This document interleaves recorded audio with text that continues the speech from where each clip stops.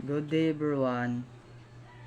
For topic today, how to solve about solving problem involving the circular function. So this is a problem. A floating dock on the coast measure the depth of water below it.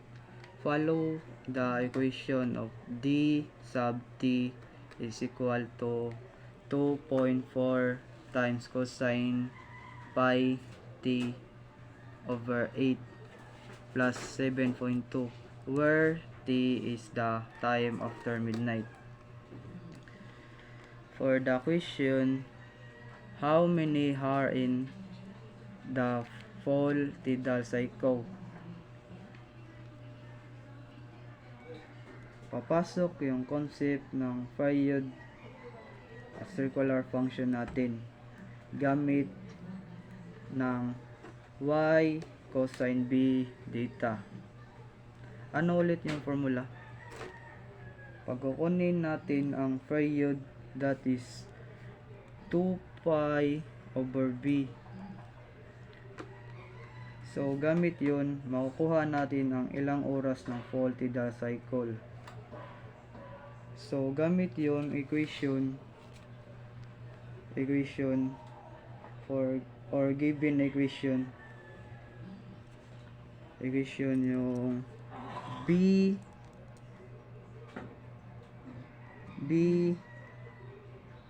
natin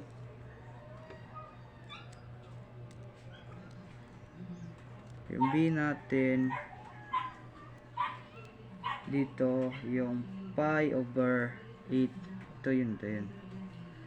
Dito gamitin natin yung formula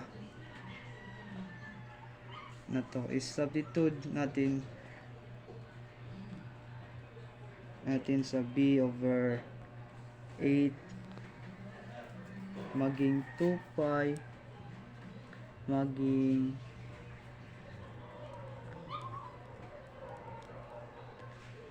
2 pi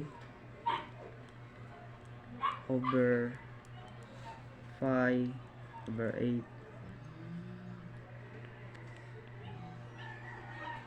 and then pag-divide natin we are to present to multiplication, and then gagamitin natin dito yung sa divide, kunin natin yung reciproca maging 2 pi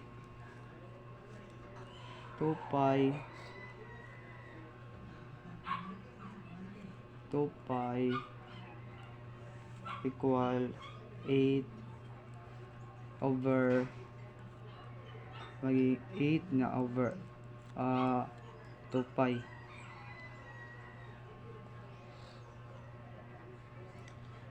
Kunin natin dito yung reciproca. So maiwan na lang dito yung 2 times equal to 16. So therefore